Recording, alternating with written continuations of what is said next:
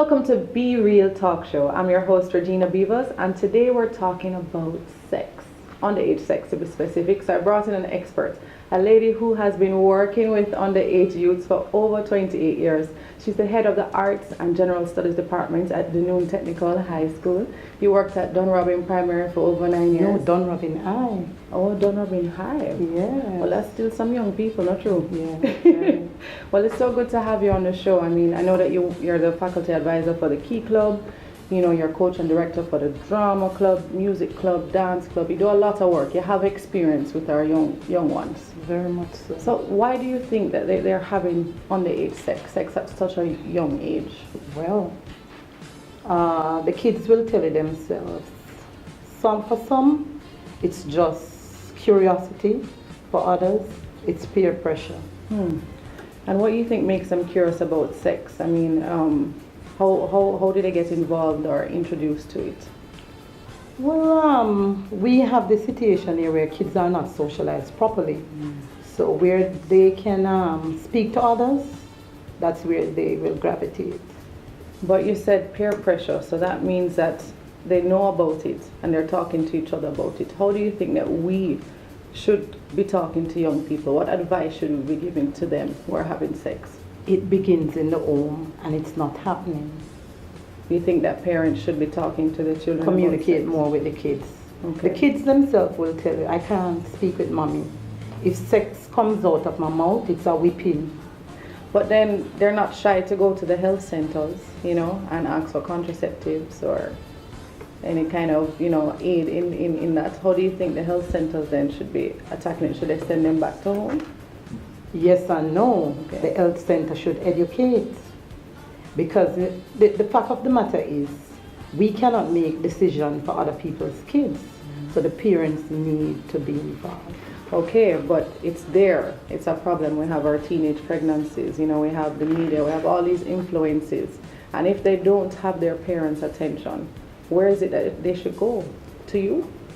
Well, that is it. We as teachers, we are overworked when it comes on to that, because daily it's like 800 or more kids. Wow.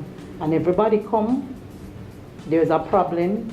They can bear so much and no more. The parents need, that's one aspect of what is not happening. The government needs to get parents more involved in their children's lives. I do want to get into the parents and the government a little later, but I want you to tell me more about when they come to the teachers, when they come to you. What advice do you give them? Abstinence. Okay. But we know that some will not listen. So we have to say, protect yourself. And as an individual, I do believe that sex is a choice. So if you choose to have sex, then it's your responsibility to protect yourself. So that you don't get the pregnant or some of the diseases out there. Right. Tell us a little bit more about those diseases so we can scare the youths a bit. Well, for one, we know that HIV is the main focus. And we have the silent one, chlamydia. We have syphilis, gonorrhea. They are all there. But as we say, you educate. If they don't listen, use a condom. That's the cheapest one, the most affordable one. Right, you know? But if you said they go to the health centers to ask for the condoms, and the health centers tell them to go to the parents, and the parents don't want to talk about it, then they're going to end up having underage sex and unprotected sex. The condom is cheap, you know. The boys don't have a problem with that. Getting the condom. Don't use their lunch money. Is the problem. the major problem now is with the girls.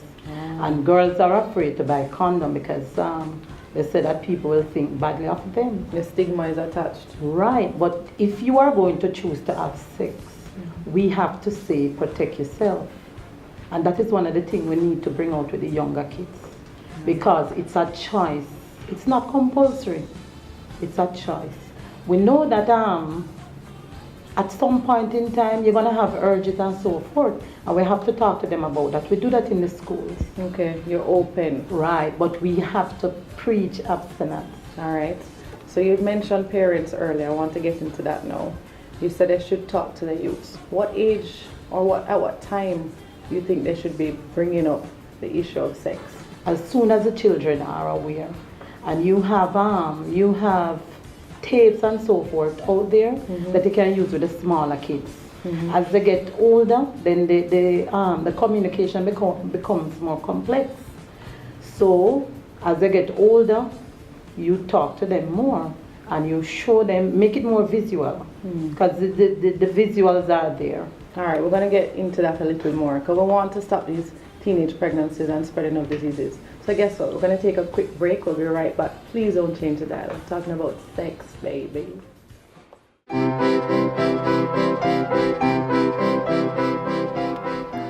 The desire to create is one of the deepest yearnings of the soul.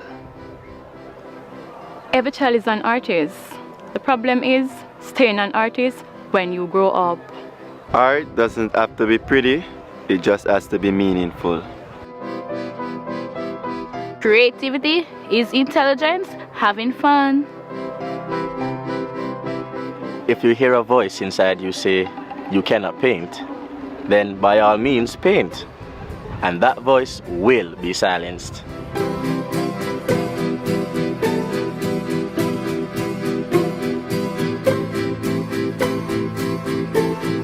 I am. I am. I am creativity.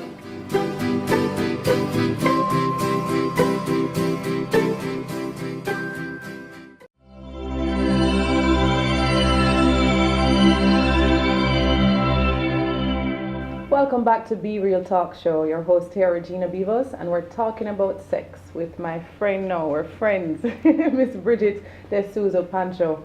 She's been at Dunrobin Primary and of course the Noon Technical for over 19 years, about 28 years in the making. So she has her experience with the youth.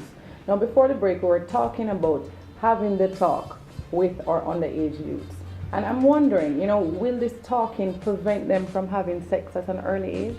It will. We will reach a few, but not all. So we still have to do the talk to see how many we can get. So you found, based on your experience, that when you talk about it, people tend to want to be more abstinent, and if not, they're using protection. Right, and you have to show them scenarios.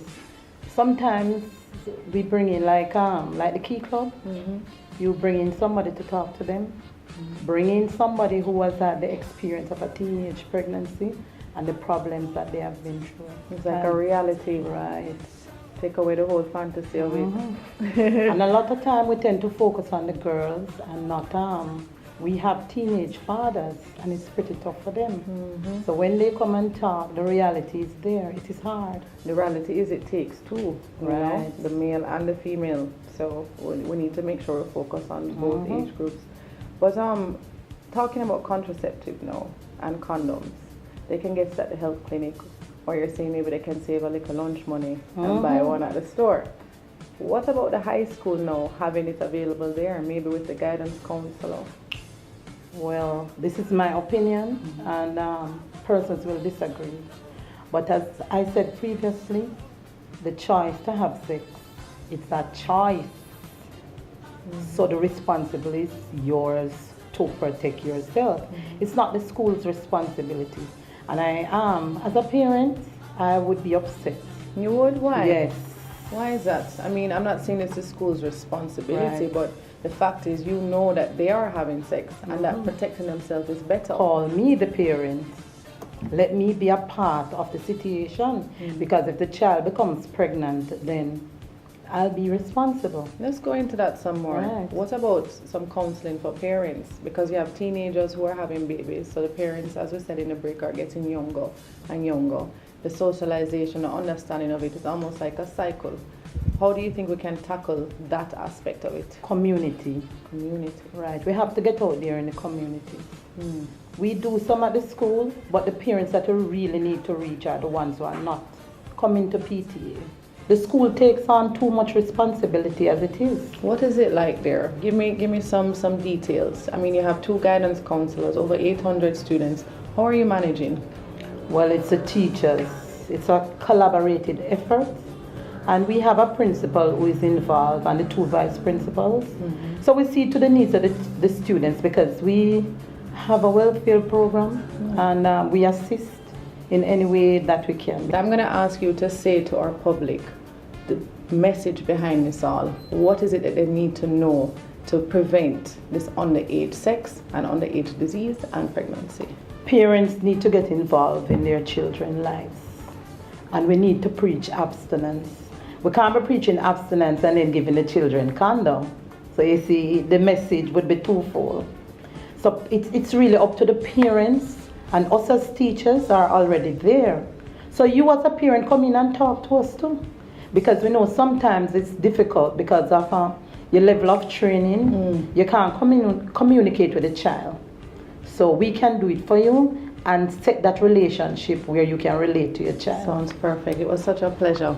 Yeah, man. Thank you. That's Miss Bridget D'Souza Pancho, mouthful of words Thanks for having in her us. name. It was a pleasure. So remember, parents, get involved. I mean, we're a community here. We all have to do our part. We want to see a better Jamaica, and it starts at home. Thanks so much for watching. Of course, I'm your host, Regina Beavers. Let's keep it real. Be real. Bye.